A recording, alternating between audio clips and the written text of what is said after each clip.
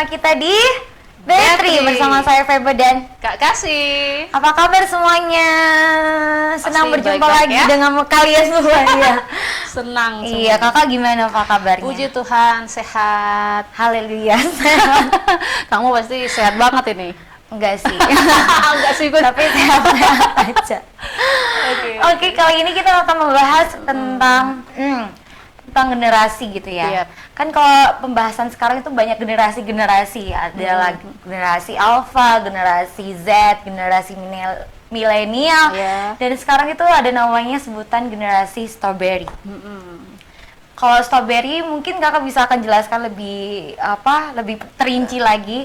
Tapi kalau saya yang ketahui itu tentang strawberry, kalau dilihat kan strawberry itu tampaknya bagus gitu ya, dilihat itu cantik gitu. Tapi kalau sudah dipegang itu sudah lembek kayak gitu ya. Apakah seperti itu generasi strawberry? Gimana Kak? Oke, baik teman-teman semua dimanapun Anda berada, hari ini kita membahas tentang generasi strawberry yang biasanya disampaikan atau biasanya dilabeli kepada anak-anak muda zaman sekarang ya.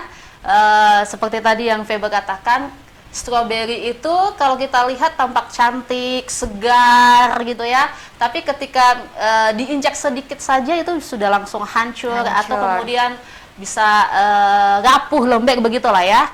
Nah, generasi strawberry ini disampaikan kepada anak-anak muda karena melihat fenomena yang sekarang terjadi, banyak anak-anak muda yang ketika dalam satu hal diberikan kesempatan dalam pekerjaan, dalam tanggung jawab apapun gitu ya, ketika mengalami tekanan sedikit udah langsung down gitu ya, rapuh gitu kan, sehingga ada banyak sekali sekarang menyuarakan tentang mental health gitu ya.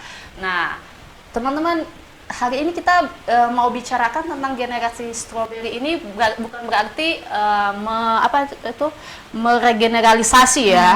Bukan hanya untuk anak muda, bahkan juga yang sekarang yang orang tua juga bisa sedikit tekanan juga sudah langsung stres dan lain sebagainya ya. Nah, memang bagaimana kita menyikapi hal-hal yang seperti ini dengan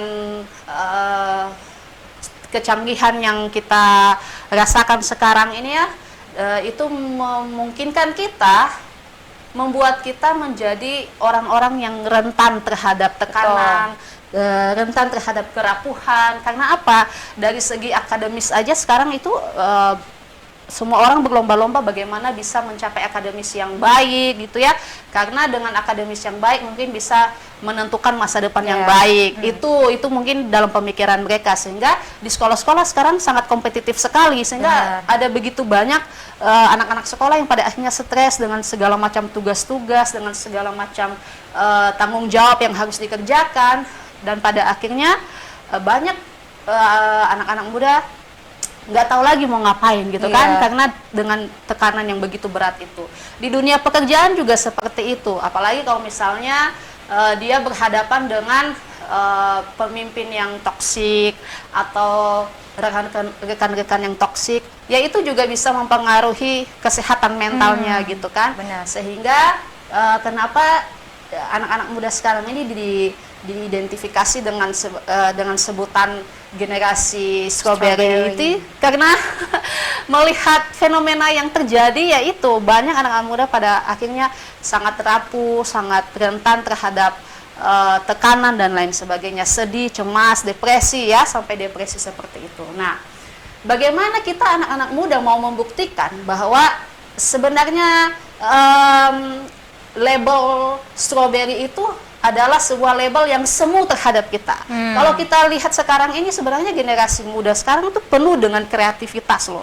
Apalagi ditambah dengan kecanggihan teknologi sekarang ini yang serba cepat dan lain sebagainya, gerakan anak muda itu melesat luar biasa sekali gitu ya.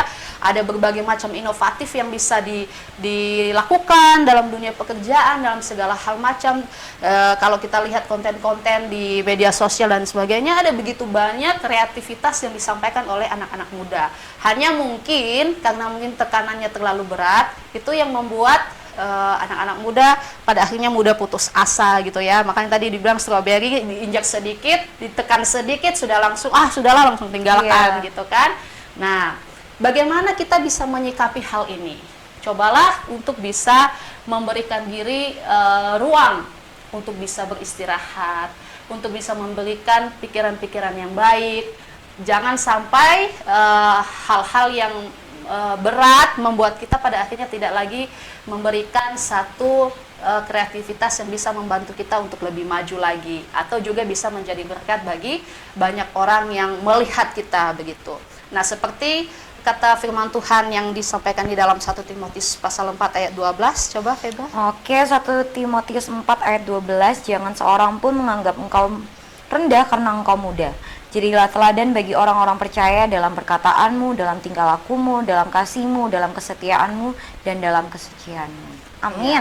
Ya, ini disampaikan kepada Timotius yang juga adalah seorang anak muda pada waktu itu ya, di dalam konteks Timotius ini.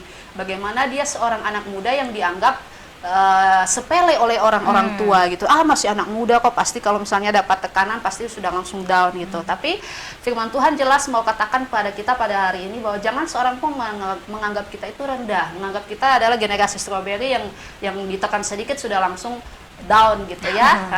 Tapi kita bisa menjadi contoh, menjadi teladan dalam apa tadi ya, dalam perkataan kita, dalam tingkah laku kita, dalam kasih kita, dalam seluruh aspek kehidupan kita. Tentunya ketika kita tetap berpegang pada kebenaran firman Tuhan ya, memberi waktu kita untuk intim dengan Tuhan gitu ya, maka segala tekanan yang kita alami, baik itu di pendidikannya kita, di pekerjaannya kita, atau apapun yang sedang kita kerjakan saat ini, kita pasti akan kuat ya. Apapun tekanannya, kita pasti akan kuat. Karena apa? Ada Tuhan yang akan terus memberikan kita kekuatan. Sekalipun mungkin secara fisik kita merasa tidak mampu dan lain sebagainya, tapi ketika kita bersama dengan Tuhan, maka tidak ada yang mustahil gitu ya. Sehingga yang namanya generasi strawberry ini nanti akan dipandang oleh orang-orang bahwa mereka adalah generasi-generasi yang tangguh ya, atau dari yang rapuh menjadi tangguh gitu ya.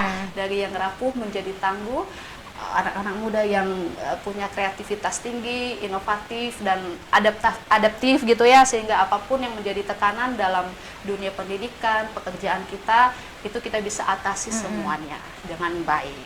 Jadi jangan khawatir teman-teman di luar sana bahwa meskipun kita mungkin dilabeli dengan generasi strawberry, tapi kita harus buktikan bahwa kita bisa menjadi seorang generasi yang tangguh.